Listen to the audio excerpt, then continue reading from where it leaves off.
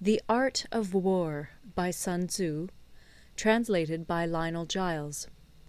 Part 11. The 9 Situations. Sun Tzu said, "The art of war recognizes 9 varieties of ground. 1. Dispersive ground. 2. Facile ground. 3. Contentious ground. 4. Open ground. 5. Ground of intersecting highways. 6. Serious ground. 7. Difficult ground.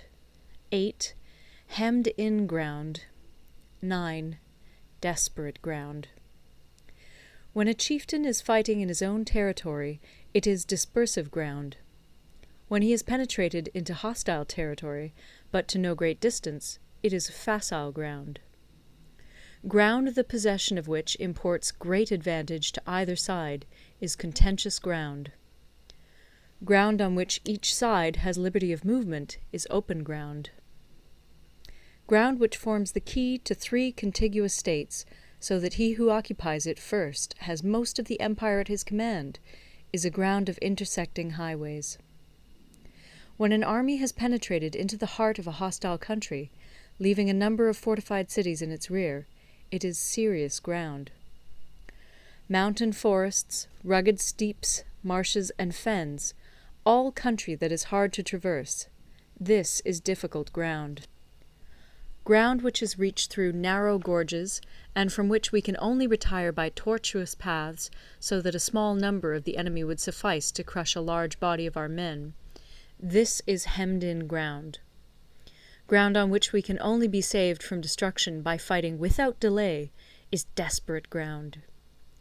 On dispersive ground, therefore, fight not. On facile ground, halt not.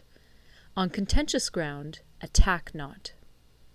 On open ground, do not try to block the enemy's way. On the ground of intersecting highways, join hands with your allies. On serious ground, gather in plunder. In difficult ground, keep steadily on the march. On hemmed-in ground, resort to stratagem. On desperate ground, fight. Those who were called skilful leaders of old knew how to drive a wedge between the enemy's front and rear, to prevent cooperation between his large and small divisions, to hinder the good troops from rescuing the bad, the officers from rallying their men. When the enemy's men were united, they managed to keep them in disorder. When it was to their advantage, they made a forward move. When otherwise, they stopped still. If asked how to cope with a great host of the enemy in orderly array, and on the point of marching to the attack, I should say, begin by seizing something which your opponent holds dear. Then he will be amenable to your will. Rapidity is the essence of war. Take advantage of the enemy's unreadiness, make your way by unexpected routes, and attack unguarded spots. The following are the principles to be observed by an invading force. The further you penetrate into a country, the greater will be the solidarity of your troops, and thus the defenders will not prevail against you. Make forays in fertile country in order to supply your army with food. Carefully study the well-being of your men, and do not overtax them. Concentrate your energy and hoard your strength. Keep your army continually on the move, and devise unfathomable plans. Throw your soldiers into positions whence there is no escape, and they will prefer death to flight. If they will face death, there is nothing they may not achieve. Officers and men alike will put forth their uttermost strength. Soldiers, when in desperate straits, lose the sense of fear. If there is no place of refuge, they will stand firm. If they are in hostile country, they will show a stubborn front. If there is no help for it, they will fight hard. Thus, without waiting to be marshalled, the soldiers will be constantly on the qui-vive. Without waiting to be asked, they will do your will. Without restrictions, they will be faithful. Without giving orders, they can be trusted. Prohibit the taking of omens, and do away with superstitious doubts. Then, until death itself comes, no calamity need be feared. If our soldiers are not overburdened with money, it is not because they have a distaste for riches. If their lives are not unduly long, it is not because they are disinclined to longevity. On the day they are ordered out to battle, your soldiers may weep, those sitting up bedewing their garments, and those lying down, letting the tears run down their cheeks. But let them once be brought to bay, and they will display the courage of a Chu or a Kui. The skilful tactician may be likened to the Shuai Jan. Now, the Shuai Jan is a snake that is found in the Ch'ung Mountains. Strike at its head, and you will be attacked by its tail. Strike at its tail, and you will be attacked by its head. Strike at the middle, and you will be attacked by head and tail both. Asked if an army can be made to imitate the Shuai Jan, I should answer yes. For the men of Wu and the men of Yue are enemies. Yet if they are crossing a river in the same boat and are caught by a storm, they will come to each other's assistance, just as the left hand helps the right. Hence it is not enough to put one's trust in the tethering of horses and the burying of chariot wheels in the ground. The principle on which to manage an army is to set up one standard of courage, which all must reach. How to make the best of both strong and weak, that is a question involving the proper use of ground. Thus, the skilful general conducts his army just as though he were leading a single man, willy-nilly, by the hand. It is the business of a general to be quiet, and thus ensure secrecy, upright and just, and thus maintain order. He must be able to mystify his officers and men by false reports and appearances, and thus keep them in total ignorance. By altering his arrangements and changing his plans, he keeps the enemy without definite knowledge. By shifting his camp and taking circuitous routes, he prevents the enemy from anticipating his purpose. At the critical moment, the leader of an army acts like one who has climbed up a height and then kicks away the ladder behind him. He carries his men deep into hostile territory before he shows his hand. He burns his boats and breaks his cooking pots. Like a shepherd driving a flock of sheep, he drives his men this way and that, and nothing knows whither he is going. To muster his host and bring it into danger, this may be termed the business of the general.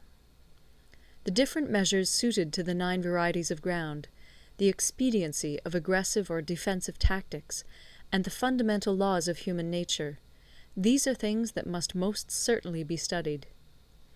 When invading hostile territory, the general principle is that penetrating deeply brings cohesion. Penetrating but a short way means dispersion. When you leave your own country behind and take your army across neighborhood territory, you find yourself on critical ground. When there are means of communication on all 4 sides, the ground is one of intersecting highways. When you penetrate deeply into a country, it is serious ground. When you penetrate but a little way, it is facile ground. When you have the enemy's strongholds on your rear and narrow passes in front, it is hemmed-in ground. When there is no place of refuge at all, it is desperate ground. Therefore, on dispersive ground I would inspire my men with unity of purpose. On facile ground, I would see that there is close connection between all parts of my army. On contentious ground, I would hurry up my rear. On open ground, I would keep a vigilant eye on my defences. On ground of intersecting highways, I would consolidate my alliances. On serious ground, I would try to ensure a continuous stream of supplies. On difficult ground, I would keep pushing on along the road. On hemmed-in ground, I would block any way of retreat. On desperate ground, I would proclaim to my soldiers the hopelessness of saving their lives. For it is the soldier's disposition to offer an obstinate resistance when surrounded, to fight hard when he cannot help himself, and to obey promptly when he has fallen into danger. We cannot enter into alliance with neighbouring princes until we are acquainted with their designs. We are not fit to lead an army on the march unless we are familiar with the face of the country, its mountains and forests, its pitfalls and precipices, its marshes and swamps. We shall be unable to turn natural advantages to account unless we make use of local guides. To be ignored of any one of the following 4 or 5 principles does not befit a warlike prince. When a warlike prince attacks a powerful state, his generalship shows itself in preventing the concentration of the enemy's forces. He overawes his opponents, and their allies are prevented from joining against him. Hence he does not strive to ally himself with all and sundry, nor does he foster the power of other states. He carries out his own secret designs, keeping his antagonists in awe. Thus he is able to capture their cities and overthrow their kingdoms. Bestow rewards without regard to rule, issue orders without regard to previous arrangements, and you will be able to handle a whole army as though you had to do with but a single man. Confront your soldiers with the deed itself. Never let them know your design. When the outlook is bright, bring it before their eyes, but tell them nothing when the situation is gloomy. Place your army in deadly peril, and it will survive.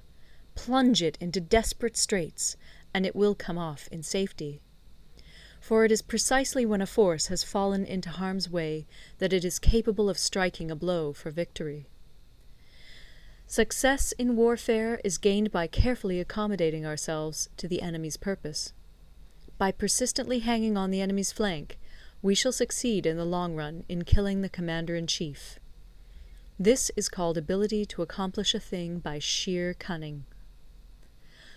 On the day that you take up your command, block the frontier passes, destroy the official tallies, and stop the passage of all emissaries.